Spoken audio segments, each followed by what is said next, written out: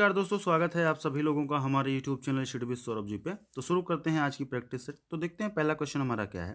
देखिए, पहला क्वेश्चन है आपका, एक वृत्त की त्रिज्या में 10 सेंटीमीटर है, ठीक है। तो वृत्त की जीवा की लंबाई 12 सेंटीमीटर दी गई है। तो कह रहा है जीवा की केंद्र से दूरी ज्ञात कीजिए, ठीक है। तो सबसे पहले हम ड्रॉ करते हैं एक वृत्त, ठीक है। देखिए, एक वृत्त ड्रॉ कर लेते हैं। अब क्या होगा, अब इसमें बोल रहा है कि 12 सेंटीमीटर की जीवा है। तो हम 12 सेंटीमीटर की एक जीवा ड्रॉ कर लिए। ये है 12 सेंटीमीटर का, ठीक है। फिर क्या कह रहा है कि जो ये देखिए, इसका एक केंद्र होगा, यही तो वृत्त से एक केंद्र बनाया गया है। फिर क्या होगा कि त्रिज्या जो है वो 10 सेंटीमीटर है। अच्छा, त्रिज्या क्या होती है? त्रिज्या ये होती है कि केंद्र से और वृत्त की वॉल पर, ठीक है, कहीं पर भी आप अगर एक लाइन ड्रॉ कर दोगे, वो क्या होगी? वृत्त की त्रिज्या होगी। तो ये वृत्त की त्रिज्या हो गई। ये कितना सेंटीमीटर है? ये आपकी 10 सेंटीमीटर है, ठीक है। ये 10 सेंटीमीटर है। तो अब क्या है, आगे देखिए। जब हम इस पे एक लाइन ड्रॉ करेंगे वृत्त की केंद्र से जीवा पर, जब लाइन ड्रॉ करेंगे तो ये कितना बनाएगा? ये 90 अंश का कोण बनाएगा, ठीक है ना। इसको और अच्छे से लंबे में ड्रॉ करते हैं, थोड़ा बड़े में, आप फिर इसको आप अच्छे से समझ पाओगे। देखिए, ये मैंने एक वृत्त बना लिया, ठीक है। अब क्या करना है, एक मैंने बना दिया इसका जीवा। ये है 12 सेंटीमीटर का, ठीक है। ये इसका केंद्र है, और केंद्र से वृत्त की किसी भी स्थान पर, चाहे यहाँ चाहे यहाँ चाहे यहाँ, जहाँ पर भी आप देखोगे, ये आपकी क्या होगी? त्रिज्या होगी, ठीक है ना। तो त्रिज्या कितनी है? 10 सेंटीमीटर है, ठीक है। 10 सेंटीमीटर हमने ये भी बना दिया। अब एक चीज़ मैंने बताई है कि केंद्र से वृत्त की जीवा पर कहीं पर भी आप अगर लाइन ड्रॉ करते हो, वो कितने अंश का कोण बनाता है? वो 90 डिग्री का कोण बनाता है, ठीक है। तो ये एक समकोण त्रिभुज बन गया। ये आपका एक समकोण त्रिभुज बन गया। इसको हमने ओ मान लिया, इसको ए मान लिया, इसको बी मान लिया, और ये क्या है? सी है, ठीक है। तो ये 90 डिग्री का कोण बनाया। तो ए ओ सी त्रिभुज जो बन रहा है, ये आपका समकोण त्रिभुज है। और समकोण त्रिभुज की प्रॉपर्टी क्या कहती है? अच्छा, ये जो 90 अंश बनाया, तो इसको दो भागों में विभाजित करेगा, 6 सेंटीमीटर 6 सेंटीमीटर, ठीक है ना। तो ये पूरी दूरी हो गई आपकी 6 सेंटीमीटर, ये पूरी दूरी हो गई आपकी 10 सेंटीमीटर। तो इस वाली दूरी को हमें पता करना है, और यही आपके केंद्र और जीवा के बीच की दूरी है, ठीक है। तो अब देखिए, सबसे पहले इस जो समकोण त्रिभुज है, समकोण त्रिभुज में मैंने आपसे पहले डिस्कस किया है पाइथागोरस थ्योरम के बारे में, ठीक है ना।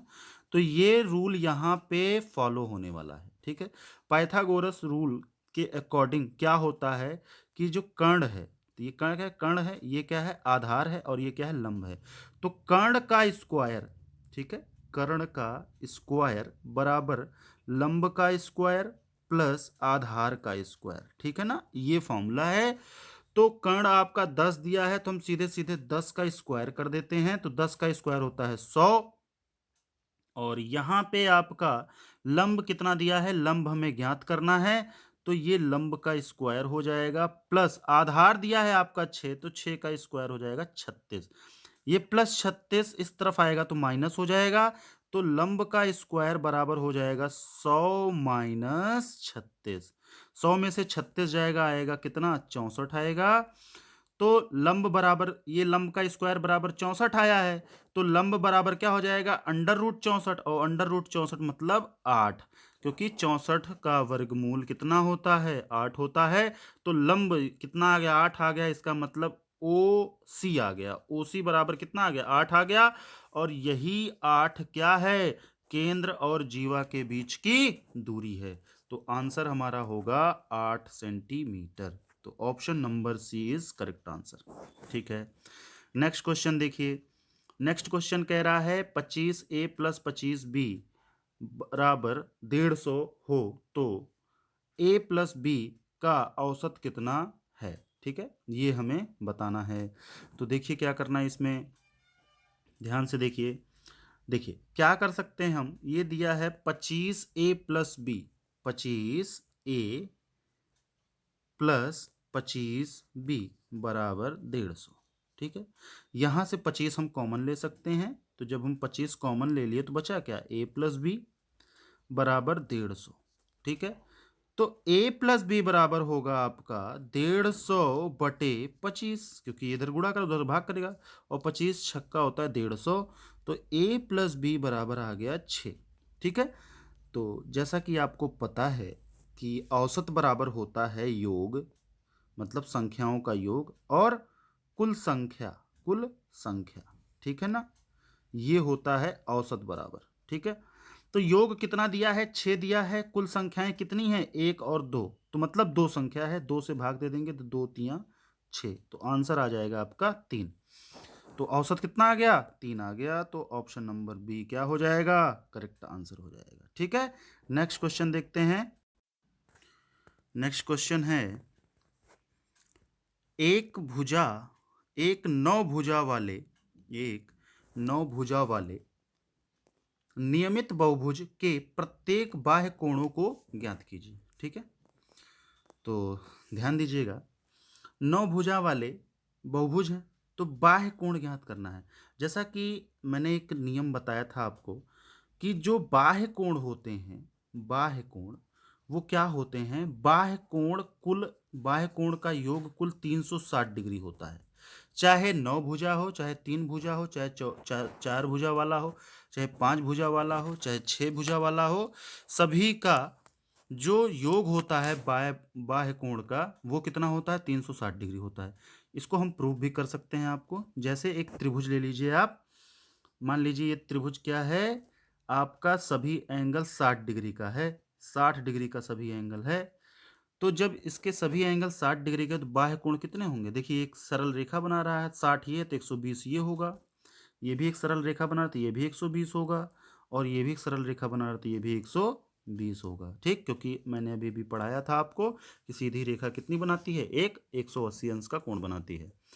तो 120 120 और 120 तीनों मिलाकर कितने हो जाएंगे, 360 डिग्री। ठीक है, तो 360 डिग्री ये प्रूफ करता है कि त्रिभुज के बाह्य कोणों का योग 360 डिग्री होता है।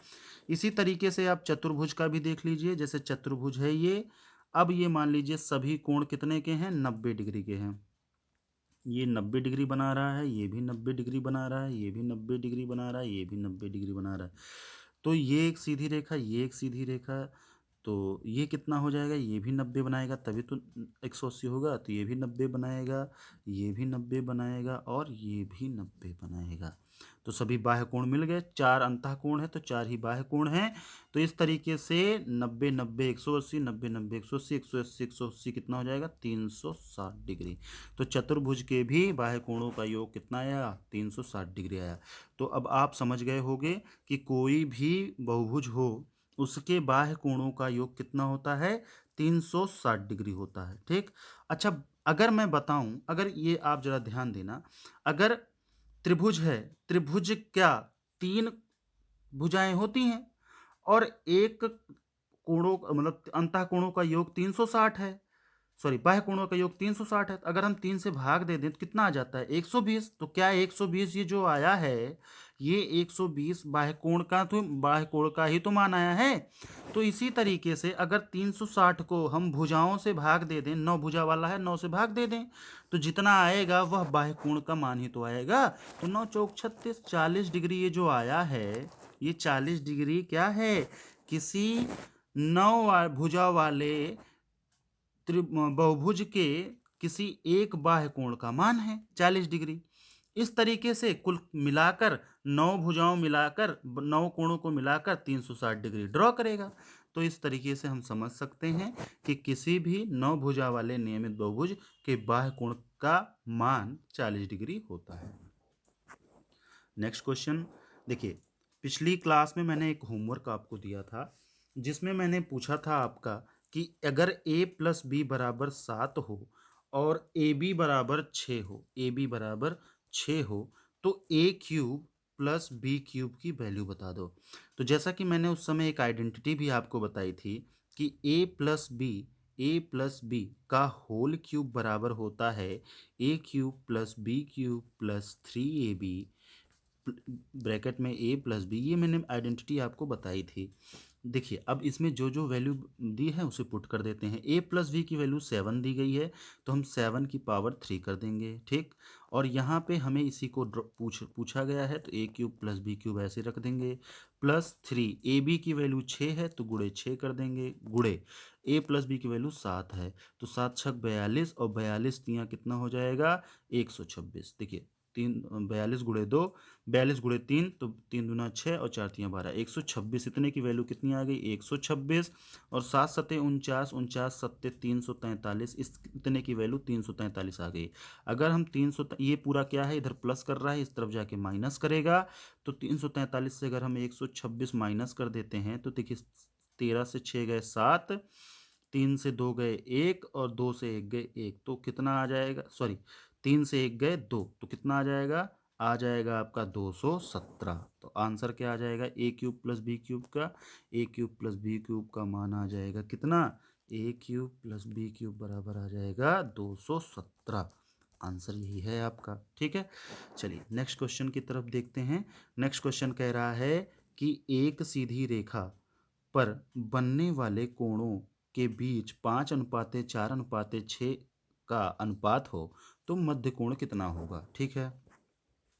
तो देखिए मैंने अभी भी पिछले क्वेश्चन में ही आपको बताया कि जो एक सीधी रेखा होती है वो 180 अंश क्या करती है, ड्रॉ करती है। अब ऐसे 3 कोण हैं, तो मान लो यहाँ पे एक कोण है, एक कोण यहाँ पे है, तो इसको ए मान लिया, इसको बी मान लिया, इसको सी मान लिया, ठीक है।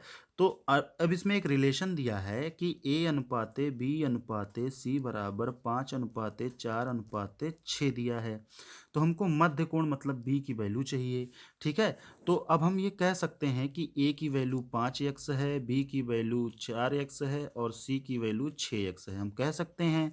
तो इन तीनों का योग जो होगा वो 180 के बराबर होगा, जैसा कि मैंने अभी भी आपसे डिस्कस किया है। तो तीनों का योग अगर 180 के बराबर होगा तो हम कह सकते हैं 5x plus 4x plus 6x बराबर कितना हो जाएगा, बराबर हो जाएगा 180 के, ठीक। तो 6x प्लस 4x बराबर 10, 6x plus 4x 10x, 10x plus 5x 15x, तो 15x बराबर 180 के, तो x बराबर हो जाएगा 180/15, तो 15 एकम 15, 15 दूनी 30, तो x की वैल्यू हो गई 12। तो हमको चाहिए b की वैल्यू, b कितना है, b है आपका 4x, तो 4 गुणे 12 बराबर 48 डिग्री। तो मध्य कोण कितने का है, मध्य कोण 48 डिग्री है। तो ऑप्शन नंबर बी क्या हो जाएगा आपका करेक्ट आंसर हो जाएगा। समझ में आ गया होगा आपको, नहीं समझ में आया है तो एक बारी कमेंट में ज़रूर कमेंट कीजिएगा, हम इसको दोबारा से आपको बता देंगे, ठीक है। नेक्स्ट क्वेश्चन देखिए।